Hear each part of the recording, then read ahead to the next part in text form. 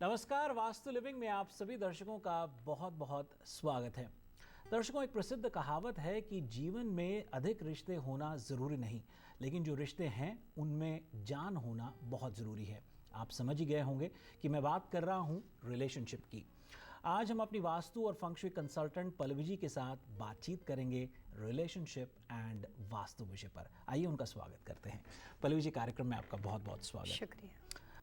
Relationship एक जीवन का एक बहुत ही अहम पहलू है। अगर बिगड़ जाए तो ज़िंदगी बिगड़ जाती है, और अगर संवर जाए तो जैसा कि मैंने कहा कि ज़िंदगी संवर सकती है। जी, बिल्कुल सही। क्या कहेंगे?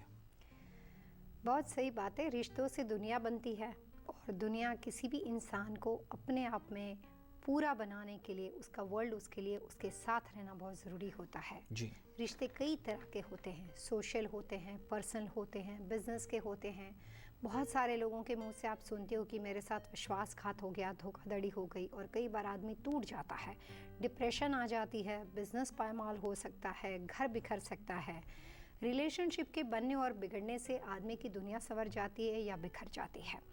तो वास्तुशास्त्र के विषय के माध्यम से आप अपने रिश्तों को कैसे सुधार सकते हो, और जहाँ कहीं थोड़ी सी कड़वाहट हो, जहाँ कहीं रिश्ते ऑलरेडी ख़राब चल रहे हो, उसमें उतार चढ़ाव चल रहे हो, तो उसको नज़रअंदाज ना करते हुए वास्तु के नियमों की मदद लेके अपने बिखरते हुए रिश्तों को संभालने की कोशिश ज़रूर करनी चाहिए। जी।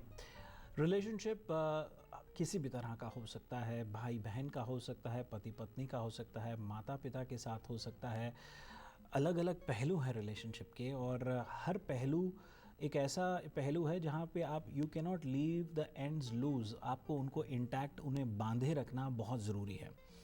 और किस तरह से ये रिश्ते बने रहें, स्नेह बना रहे, वास्तु उसमें किस तरह से मदद कर सकता है, इस और हमें कुछ जानकारी दीजिए। वास्तुशास्त्रों का जो बेस है वो है दिशाओं के माध्यम से। दिशाओं में अलग अलग तरह की 4 कार्डिनल दिशा होती है। उसी के साथ जुड़ती हुई दूसरी 4 सब कार्डिनल दिशा होती है, जो कि मेन दिशा होती है, उसका ही एलिमेंट वहाँ पे होता है। तो इस तरह से पूरा स्ट्रक्चर है। और वास्तु में साइंस के हिसाब से हर दिशा में से अलग अलग तरह के फोर्सेस आते हैं, और प्रिडिक्शन के तौर पे ये सारे फोर्स ह्यूमन बीइंग की लाइफ में डिफरेंट तरह की इफेक्ट करते हैं। जैसे एयर है, वो आदमी को सांस लेने का काम करती है, लाइफ देने का काम करता है, और पानी भी आदमी को लाइफ के लिए ज़रूरी माना जाता है। तो हम जब खाना खाते हैं तो हमारी जो पाचन शक्ति है, हमारा जो ब्लड बनता है, वो भी हमारी शक्ति के माध्यम से, हमारे शरीर के फायर एलिमेंट के माध्यम से वो हमें लाइफ देने का काम करता है। तो एलिमेंट के सोर्स डिफरेंट है, लेकिन उसका फ़ायदा ये है कि एक आदमी की लाइफ को पूरा बनाने के लिए ये सभी चीज़ों का, सारे के सारे 5 एलिमेंट्स का होना उसके लिए ज़रूरी होता है। उसी तरीके से घर के अंदर अलग अलग जितनी भी दिशाएँ हैं, हर दिशा और हर कॉर्नर से आपको कुछ न कुछ मिलता है।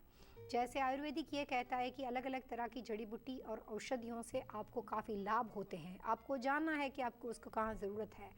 वैसे वास्तु ये कहता है कि हर दिशाओं के अंदर से अलग अलग तरह का फोर्स आता है, और वो फोर्स आपकी लाइफ को बैलेंस करने के लिए, घर में रहने वाले लोगों की ज़िंदगी को आगे बढ़ाने के लिए, और लाइफ में जो भी अप्स एंड डाउन होते रहते हैं उसके कंट्रोल के लिए उस जगह का वास्तु सही होना, वास्तु के प्रिंसिपल के हिसाब से उसकी सजावट होना बहुत ही इम्पोर्टेंट और ज़रूरी माना जाता है।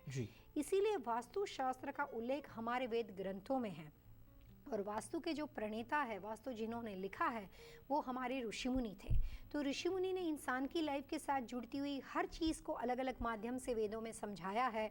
उसी तरीके से आपकी लाइफस्टाइल और आपकी लिविंग स्टाइल, जिस जगह पे आप रहते हो, उसके आसपास की सजावट और वहाँ की व्यवस्था आपकी लाइफ को कैसे संभाल सकती है, कैसे उसको सुधार सकती है, उसके सारे रूल्स एंड रेगुलेशन वास्तु के नियमों में बताए गए हैं। जी। पल्लवी जी, इसको अगर और अच्छे से सरल तरीके से समझने की अगर मैं बात करूं, रिश्तों के नाते से अगर मैं समझने का प्रयास करूं, तो एक घर की पहचान पति पत्नी और बच्चों से, और एक परिवार के सदस्यों से ही कुटुंब बनता है, घर बनता है। जी। अगर मैं कहता हूं कि एक पति पत्नी के रिलेशनशिप के, हस्बैंड वाइफ के रिलेशनशिप में किस तरह से वास्तु मदद कर सकता है, तो और फिर हम बच्चों के बारे में बात करेंगे, इन लॉज के बारे में, पेरेंट्स के बारे में। लेकिन अगर हम शुरुआत हस्बैंड एंड वाइफ से करते हैं तो क्या कहेंगे? यहाँ पे अगर हम सिर्फ हस्बैंड को या अगर सिर्फ वाइफ को ब्लेम नहीं करें, और अगर उसके नेचर को भी ब्लेम ना करें, और सिर्फ वास्तु दोष से रिलेटेड चीज़ों के बारे में बात करें, तो मैंने अपनी प्रैक्टिस के दौरान ये देखा हुआ है कि जिन घरों के अंदर, चाहे वो अपार्टमेंट बिल्डिंग हो, चाहे वो सिंगल फैमिली होम हो, जिन घरों के अंदर साउथ वेस्ट कॉर्नर के अंदर किचन की व्यवस्था हो या साउथ वेस्ट कॉर्नर के अंदर कोई भी तरह का हाई टेंशन बना हुआ हो, तो ऐसे घरों के अंदर पति पत्नी के आपसी रिलेशनशिप में एक तरह की हमेशा मनमुटाव, डिफरेंस ऑफ ओपिनियन बहुत ज़्यादा रहते हैं और वो एक दूसरे का साथ चाहते हुए, बहुत बार लोग ऐसा कहते हैं कि हम एक दूसरे के साथ बैठना चाहते हैं, बात करना चाहते हैं, टाइम स्पेंड करना चाहते हैं, लेकिन जब वो एक दूसरे को देखते हैं या साथ में मिलके बैठ के बात करने की कोशिश करते हैं, वो बात सिर्फ और सिर्फ आर्ग्यूमेंट में कन्वर्ट हो जाती है और रिलेशनशिप में और ज़्यादा से ज़्यादा डिफरेंस ऑफ ओपिनियन आ जाता है। जी। तो जिन घरों के अंदर साउथ वेस्ट एरिया में किचन बनता हो, ऐसे घरों के अंदर पति पत्नी के आपसी रिलेशनशिप खराब होने की संभावना वास्तु दोष की निशानी बन के बहुत हद तक ज़्यादा हो जाती है और ऐसी असर वो लोग उस घर में रहने जाते हैं, उसके बाद इवन नंबर के अंदर 2 साल के बाद, 4 साल के बाद, 6 साल के बाद वो नेगेटिव इफेक्ट उसमें रिश्तों में बढ़ती रहती है। जी। कई बार ऐसा होता है कि साउथ वेस्ट कॉर्नर में आपका किचन बना हुआ है फर्स्ट फ्लोर पे और सेकंड फ्लोर के ऊपर वहाँ पे साउथ वेस्ट कॉर्नर के अंदर एक मास्टर बेडरूम का बाथरूम या कोई भी पाउडर रूम बना हुआ हो, तो टॉयलेट, बाथरूम और किचन की व्यवस्था एक दूसरे के साथ एक ही कॉर्नर पे मिलती है। दोनों के एलिमेंट, दोनों की एक्टिविटी की चीज़ें, दोनों की वाटर एंड फायर एलिमेंट की प्रोसीजर डिफरेंट है, लेकिन वो एक ही डायरेक्शन को डिस्टर्ब करते हैं और एज पर वास्तु के हिसाब से साउथ वेस्ट में फायर भी अच्छा नहीं, साउथ वेस्ट में वाटर भी अच्छा नहीं, जबकि फर्स्ट फ्लोर पे आपको एक फायर की नेगेटिविटी से साउथ वेस्ट के अंदर नेगेटिविटी दिखाई देती है और सेकंड फ्लोर में वही वाटर एलिमेंट से वो उसको हर्ट करता है। तो दोनों चीज़ जब एक दिशा के अंदर जाके अलग अलग तरह के एलिमेंट के साथ विकृत इफेक्ट देती है, नेगेटिव इफेक्ट देती है, तो उस परिवार में रहने वाले लोगों के रिश्ते उसके बाद अपने बच्चों के साथ बिगड़ने शुरू हो जाते हैं। तो कई बार आपने देखा होगा कि लोग बोलते हैं कि बच्चे मेरे कंट्रोल में नहीं है, बच्चे ऐसे हो गए हैं, बच्चे वैसे हो गए हैं, लेकिन कई बार दिशा आदमी की ज़िंदगी में इतनी गहरी समस्या कर देती है कि उसको समझ ही नहीं आता है कि ऐसा क्या हो गया।